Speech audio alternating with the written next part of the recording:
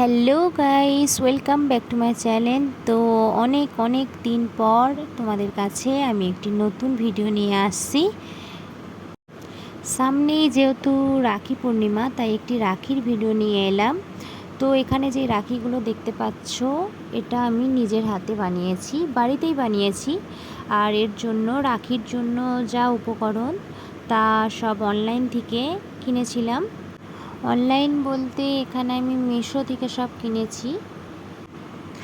অনেক ধরনের রাখি বানিয়েছি, তার মধ্যে দুটো তিনটে তোমাদের দেখালাম।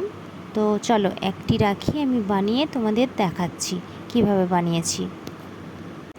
সবার প্রথমে একটি মোটা পেপার লাগবে, যেটা রাউন্ড শেপে কাটা।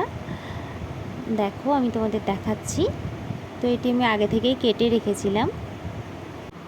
এরপর এখানে একটি মাঝারি সাইজের বিট বসিয়ে নিচ্ছি, হোয়াইট বিট। এর পাশে একটি স্টোন লেস দেবো, তারপর একটি গোল্ডেন লেস দেবো। তারপর মাঝে যে বিটটি বসিয়েছি ওর থেকে একটু সাইজে ছোট বিট এর চারপাশে রাউন্ড করে দিয়ে দেবো। তারপর সেপলি এটাকে কেটে নেব। এই যে রাখিটি বানিয়েছি, এটা বানাতে খুবই কম সময় লাগে আর দেখতেও খুব সুন্দর লাগে। প্রতি বছর তো প্রায় সকলেই আমরা রাখি দোকান থেকেই কিনে নিয়ে আসি। তো ভাবলাম এই বছর চলো বাড়িতেই বানিয়ে দেখি, তোমরাও ট্রাই করতে পারো। তো চলো এবার রাখির পুরো প্রসেসটা দেখা যাক। এবার তোমরা শেষ পর্যন্ত দেখো এবং রাখিটি কেমন লেগেছে তা তোমরা সবাই কমেন্টে জানাবে।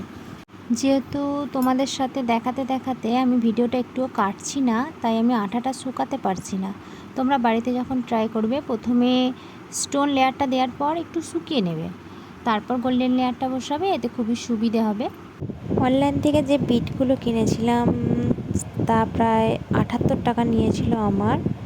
তো সেখানে প্রায় 6 রকমের বিট ছিল, ছোট বড়। এখানে ছোট বিটগুলো বসানোর আগে আমি একটু কেটে নিচ্ছি, কারণ বিটগুলো বসানোর পর কাটতে একটু বেশি অসুবিধা হয়, তাই আগেই কেটে নিচ্ছি, তারপর ছোট বিটগুলো বসাবো।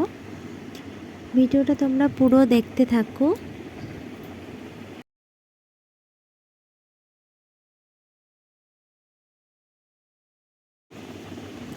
এখানে বিটগুলি আগে একটি জায়গায় আমি ঢেলে নিচ্ছি, তারপর ধূপের কাঠি করে একটার পর একটা বিট সুন্দরভাবে বসিয়ে নিচ্ছি। বিটগুলি বসানোর পর একটু শুকিয়ে নিতে হবে। শুকিয়ে নেওয়ার পর তারপর রাখির জন্য যে সুতোটি ব্যবহার করেছি সেটি আমি পরিয়ে নেব। এরপর রাখিটি পুরো কমপ্লিট হয়ে যাবে। এই রাখিটি যদি তোমাদের ভালো লেগে থাকে তো আমাকে জানিও। তো আমি নেক্সট টাইম আর একটা নতুন রাখি তোমাদের দেখাবো, নতুন স্টাইলের।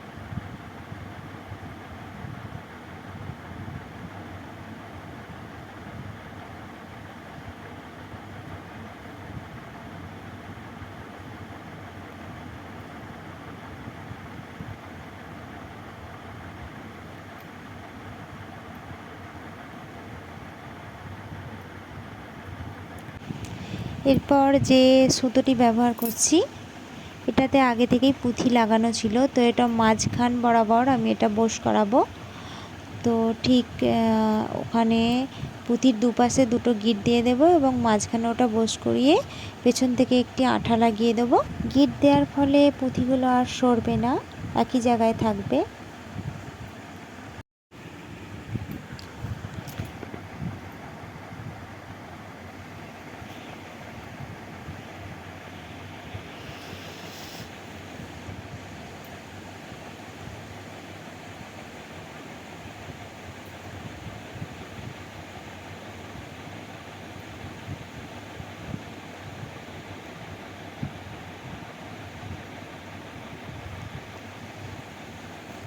দেখো এখানে রাখিটা পুরো কমপ্লিট হয়ে গেছে।